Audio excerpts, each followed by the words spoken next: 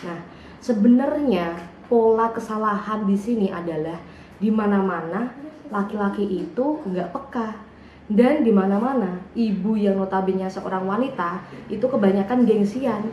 Jadi orang gengsian ditemuin sama orang yang kurang peka, jadinya nggak nemu nih.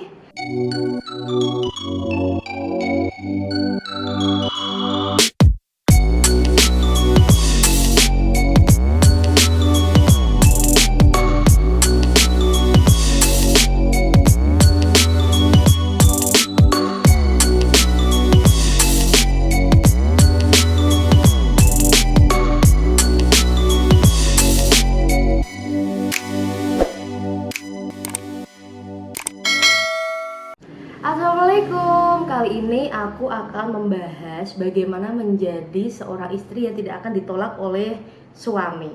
No. Ini juga tips buat bapak-bapak suami bagaimana menjadi seorang suami yang tidak akan ditolak oleh istri. Jadi ini tips agar menjadi pasangan yang tidak akan ditolak oleh pasangannya. Dan akan ada berbagai tips-tips dan omongan penting di setiap stepsnya. Jadi pastikan kalian menonton video ini sampai selesai dan jangan di skip-skip, oke?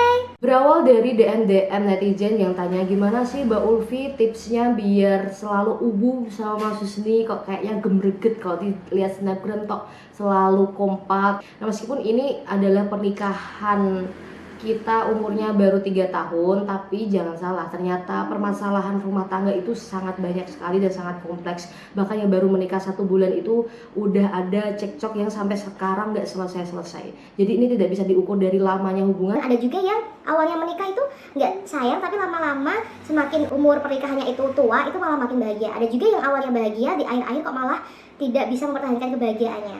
Jujur banyak banget yang nyalahin aku. Katanya, Mbak Ulfi, aku tuh memutuskan untuk menikah muda karena ngelihat Mbak Ulfi sama Mas Husni itu selalu jadi pengen nikah muda kayak Mbak Ulfi gitu. Kayak seolah-olah aku tuh dijadikan role model yang ternyata menikah tuh nggak sebahagia yang dilihat Mbak Ulfi sama Mas Husni di snapgram gitu loh. Padahal itu semua tuh disesuaikan dengan situasi kondisi kalian masing-masing. Makanya di sini aku ingin berbagi tips bagaimana sih biar pernikahan kita itu selalu harmonis, selalu bahagia. Dan salah satunya itu adalah ketika pasangan kita mendengarkan apa yang kita inginkan. Gak bisa dipungkiri kan kalau misalnya pasangan mendengarkan apa yang kita omongkan, memenuhi apa yang kita butuhkan, terus melaksanakan apa yang kita perintahkan, itu pasangan bahagia. Nah begitu juga pasangan kalian pun akan bahagia kalau apa yang diomongkan dia tuh kita turuti gitu loh Bu Ibu, gitu loh Pak Bapak. Nah ini adalah salah satu tips, sebenarnya banyak banget tips, tapi kali ini aku akan membahas yang paling dasar dulu.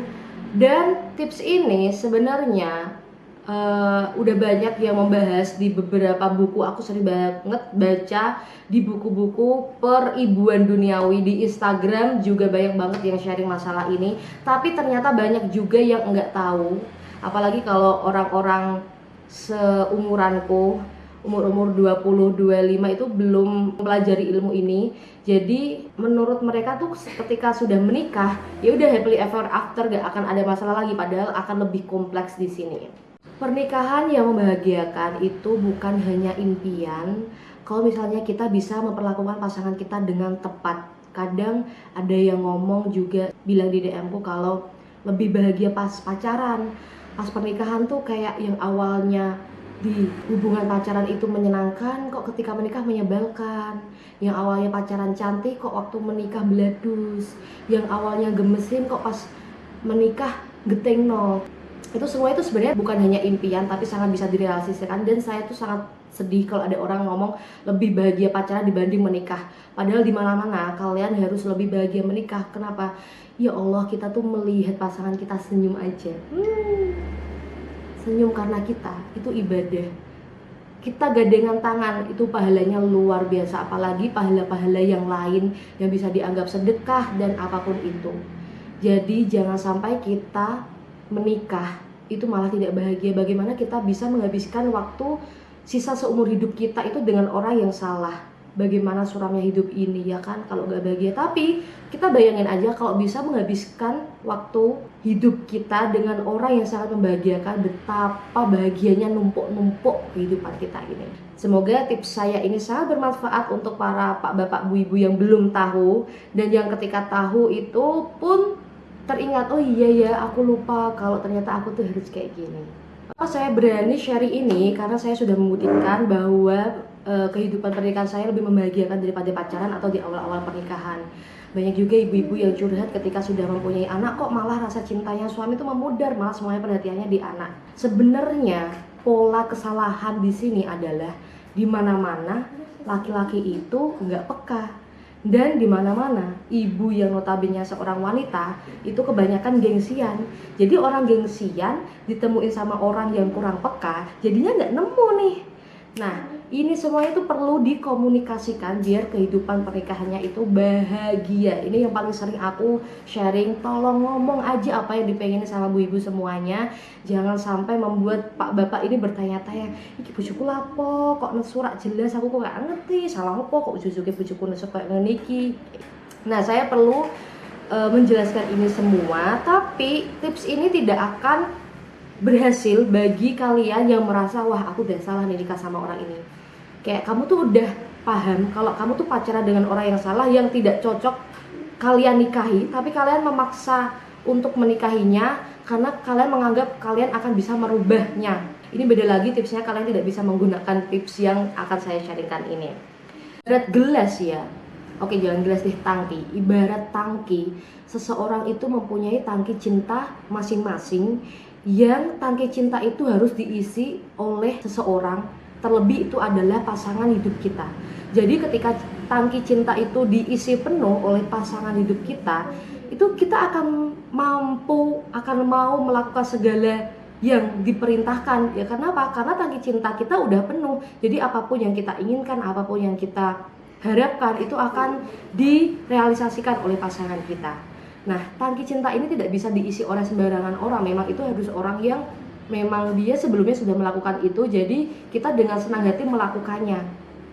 Nah, yang perlu kalian garis bawahi adalah remember, love is something you do for someone else, not something you do for yourself.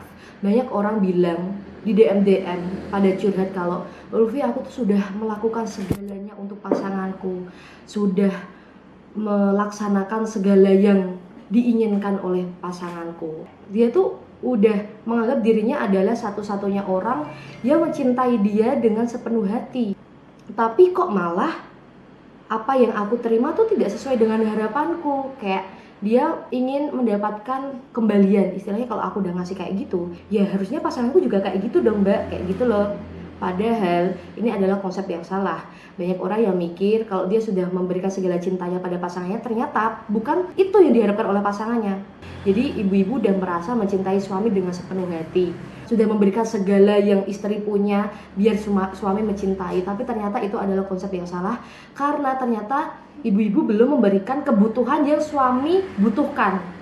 Jadi cara orang mencintai, cara orang mengekspresikan cinta kan berbeda-beda. Nah ini adalah teori yang sebenarnya banyak ibu-ibu sudah tahu, tapi banyak juga yang belum tahu. Karena ini tuh sudah teori yang sangat lama, yaitu teori bahasa cinta dari Dr. Gary Chapman.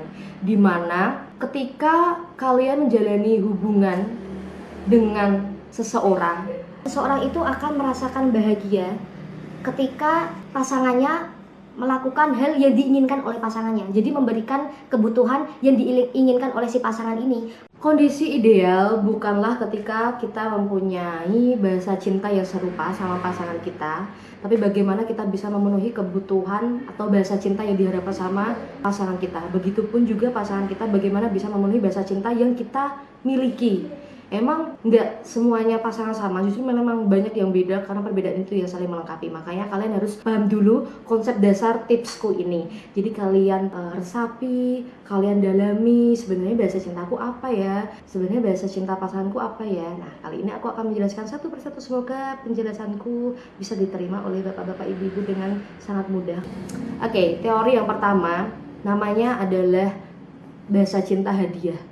Buat kalian yang mempunyai bahasa cinta hadiah ini akan menganggap bahwa kalian itu akan dicintai kalau kalian dikasih hadiah. Jadi simbol visualnya kalian dicintai itu ya hanya hadiah. Jadi ketika kalian merasa pas anniversary atau pas ulang tahun, pokoknya di hari-hari penting kalian nggak dikasih hadiah sama pasangan kalian, kalian merasa tidak dicintai, tidak dihargai, tidak disayangi, menganggap bukan orang penting dalam hidup pasangan kalian, selamat, berarti kalian mempunyai bahasa cinta hadiah. Jadi sebisa mungkin kalian kalau punya pasangan yang mempunyai bahasa cinta hadiah, ketika hari-hari penting, ketika tanggal-tanggal penting dalam sejarah cintanya kalian wajib banget memberi hadiah ini. Hadiahnya tuh sebenarnya bukan hadiah yang mahal ya, nggak dianggap sebagai orang matre gitu loh, karena hadiahnya tuh bisa apa aja, bisa sesederhana apapun. Karena yang dinilai untuk orang bahasa cinta hadiah ini bukan tentang hadiahnya, tapi tentang niatnya. Jadi wah, orang ini sudah memikirkan memberikan kejutan buat aku, hadiah buat aku, merasa dicintainya tuh di situ, lebih ke usahanya memikirkan hadiah untuk dia, bukan objek hadiahnya tapi perlakuannya. Jadi orang yang mempunyai bahasa cinta hadiah ini harus sesering mungkin dikasih hadiah. Bahkan cuman pulang kerja ngasih martabak manis misalnya, tiba-tiba sayang ini aku bawa ini kejutan makanan, simple aja tuh udah bahagia. Jadi sebisa mungkin kalau kalian mempunyai pasangan yang punya bahasa cinta hadiah, kasih hadiah sebaik-baiknya biar dia merasa dicintai, jadi memenuhi kebutuhannya. Nah di sini nggak semua orang mempunyai bahasa cinta hadiah, jadi banyak juga kok yang nggak suka dikasih hadiah. Nah ada orang yang ngeyel pas aku kasih tahu teori ini, Mbak masa sih ada orang yang nggak suka dikasih hadiah? Pasti kan semua pasangan suka dikasih hadiah. Enggak semua orang itu suka dikasih hadiah guys, jangan salah. Kayak misalnya bahasa cintanya Mas Husni ternyata tuh bukan hadiah, tapi aku itu bahasa cintanya hadiah. Nah ini aku aplikasikan ke kehidupan rumah tanggaku ya. Jadi ketika Mas Husni ulang tahun, ketika kita anniversary, kalau aku ngasih hadiah, dan menurutku itu ya bukan hadiah yang berlebihan, karena memang itu adalah visualku betapa aku mencintainya. Tapi menurut dia tuh itu terlalu berlebihan, ya gak usah ngasih hadiah, aku gak usah kasih hadiah tuh udah seneng sayang, udah ada bersama kamu di hidup kamu, cie. Jadi ternyata setelah aku mengetahui teori ini di pernikahan awalku, aku baru paham ternyata Mas Husni itu bukan tipe orang yang bahasa cintanya hadiah. Tapi kalau aku benar-benar bahasa cintanya hadiah yang sangat mendominasi. Jadi kalau misalnya aku ulang tahun, kita anniversary, aku nggak dikasih hadiah atau nggak dikasih kejutan, itu aku akan merasa menjadi orang yang tidak diinginkan, tidak disayang sama suamiku. Ini pun perlu kalian komunikasikan dengan pasangan kalian gitu. Jadi bukan semua orang menyukai hadiah dan bukan semua orang itu bahasa cintanya hadiah. Jadi kalau misalnya kalian nggak bisa mengartikan apa ya bahasa cintanya suamiku, apa ya bahasa cintanya istriku, mending kalian tanyain aja. Nah itu udah terjadi berkali-kali, kayak tiap aku ngasih hadiah tuh selalu Mas Susi selalu sedih. Sedihnya tuh bukan sedih sih, lebih ke ekspresi yang tidak aku ekspektasikan. Aku kan pengennya kalau aku ngasih hadiah ke dia tuh berekspresi, wah makasih sayang, aduh makasih, kayak gitu-gitu ya kan. Kalau aku dikasih hadiah tuh aku sangat ekspresinya sangat, wow seneng sekali dikasih hadiah. Tapi kalau suamiku enggak, dia kalau dikasih hadiah tuh malah bikin aku pusing, kok malah aku dimarahin, kenapa sih harus beli barang sebanyak ini buat aku, gak usah kayak gitu loh. Padahal itu memang visual cintaku, karena besarnya cintaku ke suamiku makanya aku ngasih itu. Nah dari sini aku baru paham, aku tidak harus memenuhi bahasa cinta ya, sebenarnya itu aku yang membutuhkannya, bukan Mas Husni. Awalnya aku tuh mikirnya karena aku pengen dikasih hadiah, makanya aku ngasih hadiah ke dia gitu loh. Padahal konsep ini tidak berlaku untuk itu. Bahasa cinta ini kalian harus memberikan kebutuhan yang pasangan kalian inginkan, bukan yang kalian butuhkan. Yang aku omongin di depan tadi, remember, love is something you do for someone else, not something you do for yourself. Jadi kalau kalian nganggep karena kamu pengen di-treat seperti itu, kemudian kalian nge-treat kayak gitu, itu salah. Karena itu yang tidak dibutuhkan oleh pasangan kalian. Yang dibutuhkan oleh pasangan kalian ya berbeda dengan apa yang kalian inginkan. Jadi kalian harus tahu bahasa cinta pasangan kalian masing-masing. Oke, kita selesai di visual hadiah. Jadi kalian bisa merefleksikan, bisa kalian cari tahu dia seneng gak sih dikasih hadiah, dia sedih gak sih kalau misalnya pas hari pentingnya gak dikasih hadiah. Ini juga bisa kalian aplikasikan ke sahabat kalian, ke teman kalian, ke mitra kalian. Kalau misalnya kalian ingin mempunyai hubungan yang bagus, kalian penuhi aja bahasa cintanya. Barangkali dikasih dia itu akan merekatkan hubungan relasi kalian seperti itu. Nah, yang kedua ini adalah waktu yang berkualitas. Waktu berkualitas ini, orang yang mempunyai bahasa cinta waktu yang berkualitas akan merasa sangat tidak dihargai, sangat tidak diinginkan, dan sangat tidak dicintai ketika kalian tidak bisa memberikan waktu untuknya. Dia cuma ingin diberikan waktu bersama, quality time, cuman butuh kebersamaan yang dihabiskan berdua. Pokoknya kalau kamu nggak punya waktu untuk pasanganmu ini, dia akan merasa tidak dicintai. Ini mudah banget ya kalian ngasih waktu, tapi akan susah untuk orang-orang sibuk, untuk wanita karir yang suaminya tuh ingin banget ditemenin kemana-mana. Makanya ada rumah tangga yang pengen istrinya itu di rumah aja nemenin dia, atau kemana-mana meskipun suaminya bisnis ini itu, istrinya nemenin. Nah, itu berarti bahasa cinta suami kalian adalah waktu yang berkualitas. Nah, gimana sih cara biar tahu bahasa cinta pasanganku tuh waktu yang berkualitas gak ya? Coba kalian kalau misalnya pas suami minta nemenin terus kalian gak nemenin, ngambek gak? Kalau misalnya ngambek karena bu ibu gak bisa nemenin di momen itu, berarti bahasa cinta pasangan kalian itu adalah waktu yang berkualitas. Biasanya orang yang mempunyai bahasa cinta waktu yang berkualitas ini tuh dia harus bisa membagi waktu antara dirinya dengan suami dan dirinya dengan anak. Karena waktu yang berkualitas ini nggak selamanya harus selalu dengan anak, karena kadang ada beberapa waktu di mana quality time itu harus dilakukan berdua yang nggak bisa terdistract oleh anak. Apalagi kalau misalnya anaknya masih kecil kan, dikit-dikit ganti popok lah atau nangis atau gimana. Jadi memang benar-benar butuh berdua. Terus ada yang bilang, kan kalau kayak gitu tega banget ya anaknya ditinggal sendirian. Emang harus gitu untuk menjaga keharmonisan keluarga. Ya tinggal 2 jam buat nonton bioskop dititipin sama orang tua kan nggak apa-apa. Itu emang konsekuensi yang harus diambil ketika pasangan kalian mempunyai bahasa cinta waktu yang berkualitas. Bahasa cinta yang ketiga adalah kata-kata dukungan. Buat kalian yang mempunyai pasangan dengan bahasa cinta kata-kata dukungan, kalian wajib setiap hari memberikan kata-kata dukungan yang membuatnya merasa dicintai, disayangi, diinginkan. Biasanya kalau misalnya bu ibu punya suami tipe ini, kalian harus memberikan semangat kayak, semangat kerjanya sayang, I love you, atau kamu memang suami idaman, makasih ya udah bantuin aku selama ini, atau sayang kamu kok ganteng banget sih hari ini. Pokoknya semakin lebay kalian mengungkapkan ekspresi dan memuji dirinya, dia akan sangat merasa dicintai dan merasa kebutuhannya sudah kalian penuhi. Jadi kalau punya suami tipe ini, ibu-ibu gak boleh gengsi nih ngungkapin apa yang ada di benaknya, atau sayang kamu hebat banget sih, sayang makasih ya udah bantuin ngurusin anak dan lain sebagainya.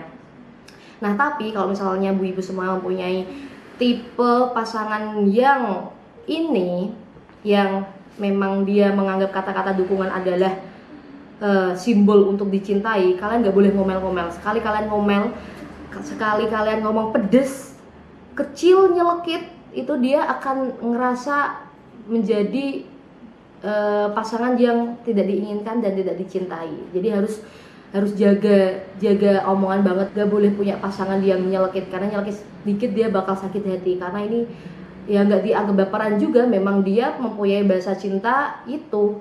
Jadi semakin sering kalian memuji dengan tulus, pujian positif, itu akan merasa disayangi, dicintai, dan diinginkan. Makanya banyak orang yang merasa ngomel sedikit aja kok suami langsung meledak ya. Berarti memang suami kalian itu mempunyai tipe kata-kata dukungan ini. Jadi menurut ibu-ibu ngomongnya Siti kok tanggapannya melebay-lebaykan dia. Itu bukan melebay-lebaykan, tapi memang sangat sensitif di bagian kata-kata dukungan ini. Bahasa cinta selanjutnya adalah sentuhan. Buat bu ibu atau pak bapak yang mempunyai pasangan dengan bahasa cinta sentuhan, kalian wajib setiap hari ngelus-ngelus rambut, kalau ke mall pegang tangannya, ngerangkul pundaknya, meluk dari belakang pas masak, ngeloni pas tidur. Soalnya kalau misalnya pasangan kalian mempunyai bahasa cinta sentuhan dan kalian tidak memberikan itu, nah itu dia merasa menjadi pasangan yang tidak dicintai, tidak diinginkan, tidak dihargai, seperti itu. Jadi semakin sering kalian ngelus-ngelus, semakin sering kalian ngendus-ngendus, itu dia akan merasa sangat dicintai. Sebenarnya paling enak ya bahasa cinta sentuhan ini, karena tidak usah memikirkan kata-kata apa yang dipuji, atau tidak usah memikirkan hadiah apa, asal nyentuh aja atau megang tangannya aja. Ini pun nggak boleh punya gengsi di sini. Jadi kalau ada bapak-bapak yang malu megang istri di mall misalnya karena keramaian, padahal istri membutuhkannya. Nah, sebisa mungkin penuhi biar pasangan kita bahagia, karena memang kebutuhannya dia ya sentuhan ini. Jadi kalau dia itu merasa kamu mencintainya, kalau kamu ingin cintamu itu nyambung ke dia, ya paling nggak minimal gini loh, pas pulang kerja dipijitin, sayang pulang kerja tadi capek enggak, gitu-gitu ya, lebih ke pijatan, sentuhan fisik, lebih ke itu. Nah, selanjutnya adalah bahasa cinta pelayanan. Nggak kenapa banyak bos-bos yang orang-orang kaya malah selingkuh dengan PRT-nya, dengan pembantunya, karena dia merasa dicintai ketika dia dilayani oleh orang tersebut. Siapa yang sering bikinin kopi, siapa yang bersihin rumahnya, siapa yang menyiapkan baju kerjanya. Makanya kenapa banyak survei yang pembantu-pembantu itu selingkuh sama pak bosnya. Nah, itu berarti mungkin aja kalau bahasa cintanya adalah pelayanan, dia akan merasa sangat dicintai kalau dilayani sendiri oleh istrinya. Nah, buat orang-orang tipe ini memang harus siap ya, maksudnya harus siap siaga melayani segala yang diinginkan oleh pasangannya. Dulu awal aku nikah mencoba untuk melayani gitu, maksudnya baju kantor aku siapin dan lain sebagainya. Ternyata Mas Husni bukan tipe orang yang bahasa cintanya pelayanan, jadi nggak perlu aku melakukan hal ini. Nah, itu juga bisa kalian refleksikan ke ibu-ibu semuanya. Apakah suami kalian lebih seneng dimasakin, lebih seneng disiapin baju kerjanya dan lain-lain sebagainya? Kalau misalnya dia memang mandiri, lebih suka nyiapin baju kerjanya sendiri, atau nggak apa-apa nge-grab food juga nggak apa-apa, go food juga nggak apa-apa, nah itu berarti pasangan kalian bukan tipe bahasa cintanya pelayanan. Pokoknya dari kelima bahasa cinta itu tadi, coba kalau misalnya bu ibu gak berani nanyain ke pasangan bahasa cinta pasangannya itu apa, langsung aja direfleksikan. Kira-kira pasanganku seneng gak sih kalau dilayani? Kira-kira pasanganku seneng gak sih kalau jalan-jalan keluar berdua? Kira-kira pasanganku seneng gak ya kalau dikasih hadiah? Kira-kira pasanganku seneng gak ya kalau dielus-elus, diendus-endus, disentuh fisiknya, seperti itu. Semuanya itu harus kalian penuhi. Kebutuhan kalian itu belum tentu sama dengan kebutuhan pasangan. Nah, istri-istri harus memperhatikan apa yang dibutuhkan suamimu, karena kebanyakan istri-istri itu merasa benar, merasa sudah melakukan dan memenuhi kebutuhan suami. Makanya kenapa di sini itu kalian harus bisa merefleksikan atau bisa merenungkan apa sih bahasa cinta pasangan kita. Contohnya ya, misalnya sebenarnya bahasa cintanya sang istri adalah hadiah, kemudian bahasa cintanya sang suami adalah waktu yang berkualitas. Maka si istri akan dominan memberikan hadiah untuk merasa suaminya itu dicintai, padahal suami itu tidak membutuhkan itu. Suami hanya membutuhkan waktu yang berkualitas dari ibu-ibu semuanya.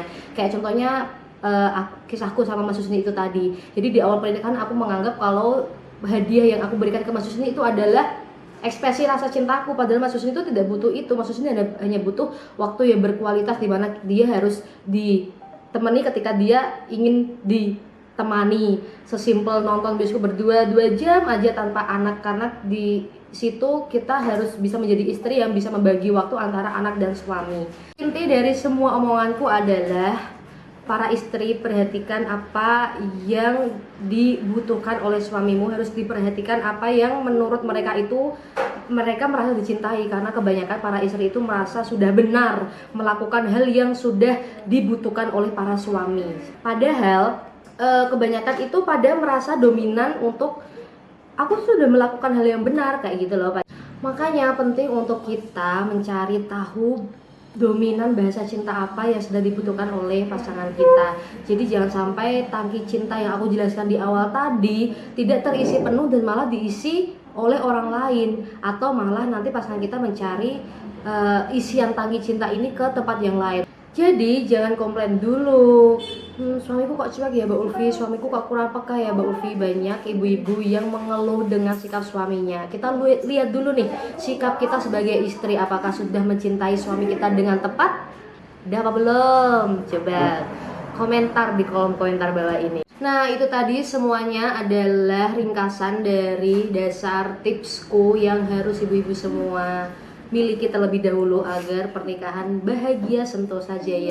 Ya intinya ibu-ibu tuh jangan komplain, jangan terlalu banyak mengeluh, dan jangan pengennya ini itu tapi tidak diungkapkan. Memang harus diungkapkan terlebih dahulu dan memenuhi semua kebutuhan suami. Memang awalnya itu kamu tidak akan bisa merubah suamimu kalau kamu pun itu belum berubah. Jadi di sini kalau kamu bisa memberikan apa yang suamimu butuhkan, sudah saya jamin pasti apapun yang kita inginkan itu akan dilaksanakan. Kenapa? Ya karena suamimu itu mau mendengarkan dan tidak bisa menolak kamu. Jadilah istri yang dibutuhkan suami, yang memang perkataan kita itu tidak akan ditolak oleh suami. Kenapa? Ya karena kebutuhannya sudah kita penuhi.